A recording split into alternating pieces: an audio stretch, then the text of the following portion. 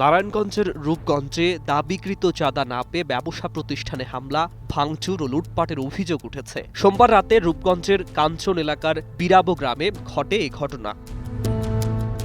ক্ষতিগ্রস্ত প্রতিষ্ঠান এআরবি ব্রিক্সের পরিচালক গোলজার মোল্লার অভিযোগ, দীর্ঘদিন ধরে খালপাড় এলাকার কাউসার, ফজলে রাব্বি সহ কয়েকজন তার কাছে ৫ লাখ টাকা চাঁদা দাবি করে আসছিল। চাঁদার টাকা না দিলে ব্যবসা পরিচালনা করতে দেয়া হবে না বলেও হুমকি দেয়া হচ্ছিল বলে দাবি তার।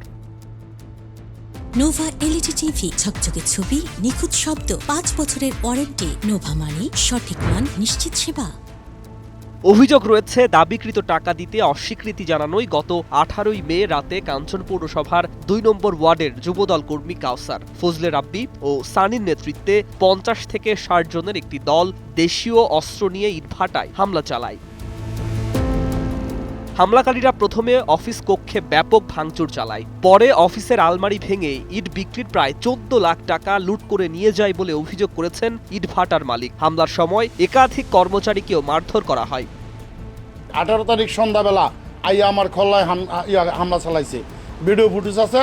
তাদের নেতৃত্বে রাব্বি এবং কাউসার এবং সানি এগোর নেতৃত্বে সংঘবদ্ধ ৫০-৬০ জন হইব।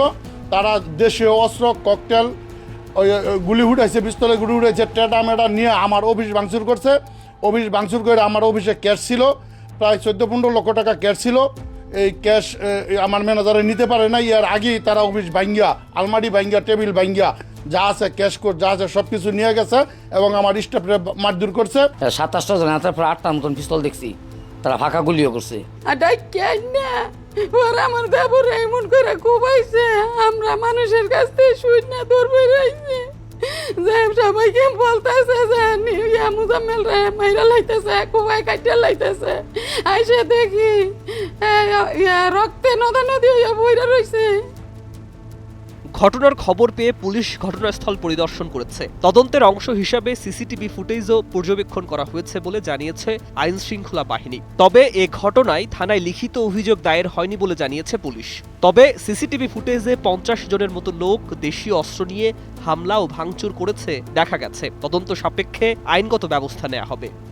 ওই এলাকার আসলে মূল বিষয়, এলাকায় সবাই একই দলেরই লোকজন, ওই এলাকার স্থানীয় আধিপত্য বিস্তার নিয়ে এগুলোই আর কি, এইসব নিয়ে বিরোধের যে থেকেই এগুলো হচ্ছে আর কি। ভাঙচুর লুটপাট তো মানে সিসিটিভি ফুটেজে তো দেখা যাচ্ছে যে ইয়ে হয়েছে, কিন্তু বলতেছে চাঁদা দাবির যে কথাটা বলছে এটা তো এখন আসলে আমরা ওইভাবে তদন্ত করি না, তদন্ত করে দেখতে হবে আর কি। আসলে সেটা অভিযোগ দিলে অবশ্যই মামলা হবে। হ্যাঁ, দুই পার্টি মোটামুটি বিএনপির রাজনীতির সাথে জড়িত, এটা অস্বীকার করার উপায় নাই আর কি।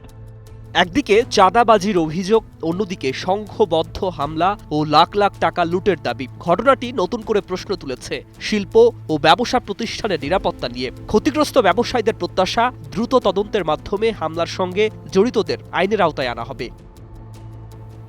News desk, ২১ television.